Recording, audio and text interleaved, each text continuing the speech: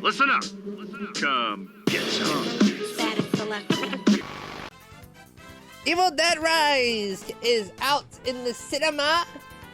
We all want you all to go see it because we want more Evil Dead movies, damn it.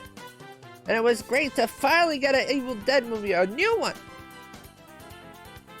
in the cinema 10 years later since the remake. If you're a fan of the Evil Dead franchise, the premise is simple. There's a book.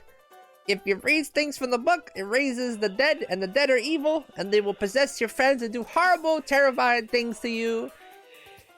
Especially if you're Ashley Williams, the chainsaw hero.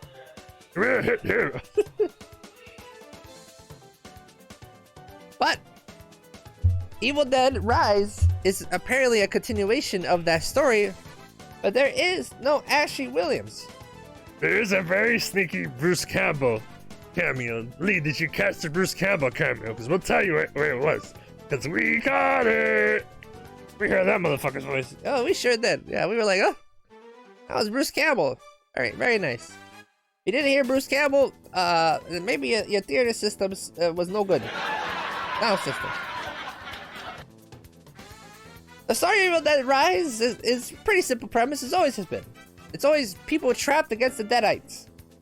And this time the series does a first. It goes to an urban city, a city setting, hence the name Evil Dead Rise, which we'll argue as we go through this review. Because to us, it could mean two things. Sure, there's the high-rise building where a majority of it takes place. But there's also the hint as where the movie ends, that because the movie begins, it does that classic, oh, here's the ending at the beginning.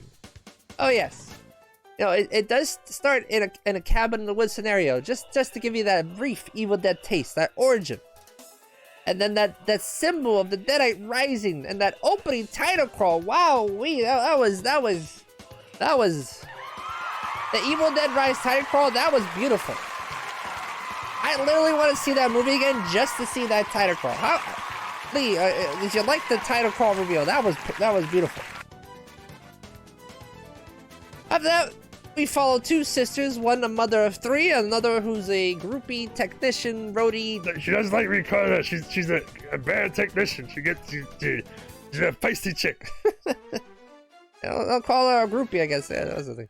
Anyway, she comes on back home to visit her sister with her three kids, to reconnect about things that are happening. While the kids go out to get pizza, there's an earthquake in the underground parking lot that leads to somewhere hidden, where they find the Necronomicon Ex Mortis, the Book of the Dead.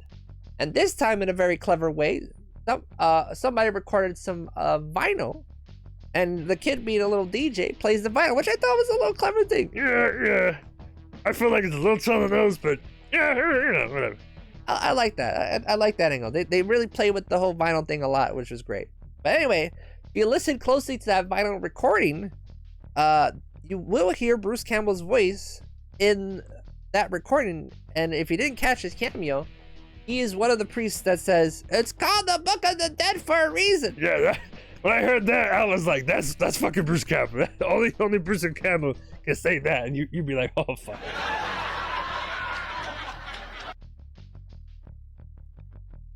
Anyway, follows is the demons take over the mom. She becomes Deadite and slowly tortures and murders people in the apartment area. Their apartment floor is conveniently locked off, which I know that they were like trying to recreate the atmosphere of the cabin in this apartment setting, and I applaud them for doing that. That was a cool idea.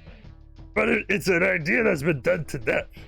If you take Evil Dead to an urban setting, only to recreate the cabin in an apartment setting, then you're kind of giving us the same thing. And that lies our one of our problems with Evil Dead Rise.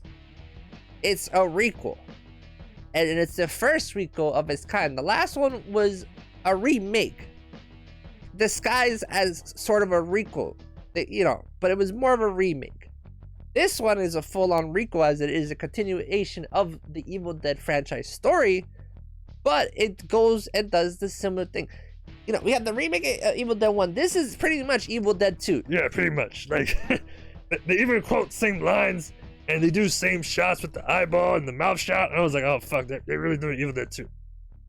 But they miss another problem with this. But if you are an Evil Dead fan, there's one thing the Evil Dead franchise is infamous for, is that is the excessive amount of blood, gore, to the point that it gets silly. And this was kind of lacking that. Sure, we got a whole little blood scene, which I won't spoil. Yeah, that scene was great, but it doesn't make up for the fact of the lack of blood throughout the movie. And another thing, I don't know if you can really see it here, the contexts are really CGI. And I don't know if it was the screen we were watching on, but they stuck out like a sore thumb, and it bugged us so much.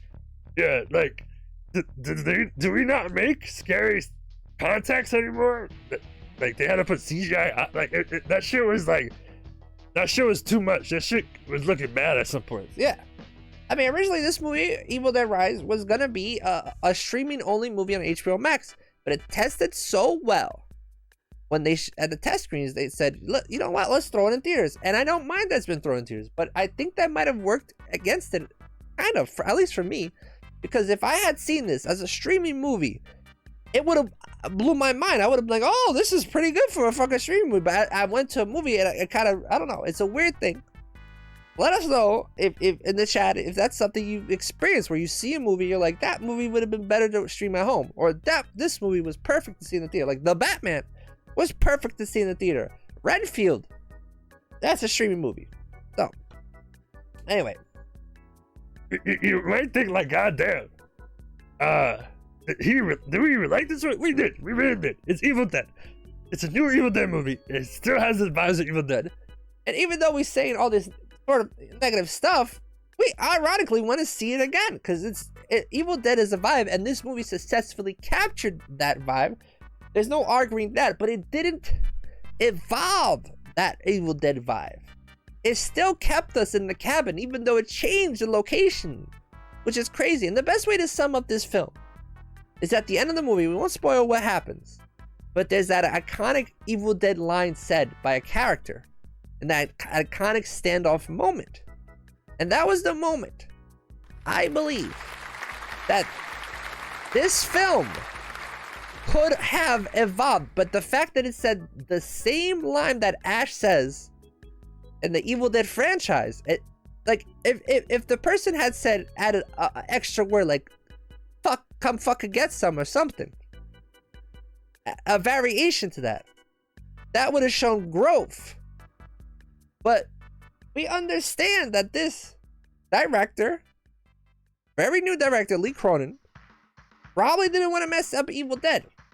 And especially when you have Sam Raimi and Bruce Campbell producing, they were probably nervous, so they wanted to do a good job.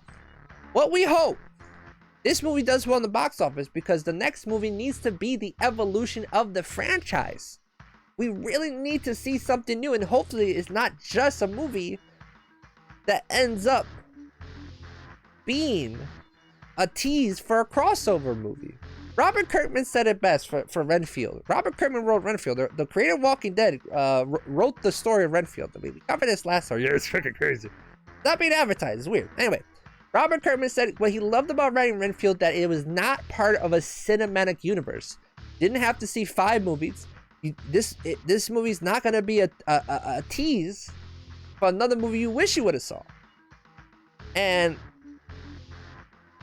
we hope that the next Evil Dead is not a tease for a crossover event movie. We hope that the next Evil Dead is a evolution. Sure, you can have your teases. Want to go there? It's inevitable in this movie and TV show landscape where everything is a connected universe. It's kind of getting exhausting. It is. Kind of, not everything needs to be connected so much. So we'll see.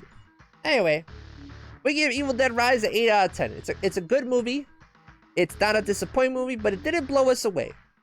It did a good job capturing the Evil Dead magic, but it's still in a bottle. You gotta let it explode. Blood and gore everywhere. 8 out of 10. Go see it. We're gonna see it again. We have fun. This is a Halloween rotation movie. Evil Dead. We are the things that were and shall be again.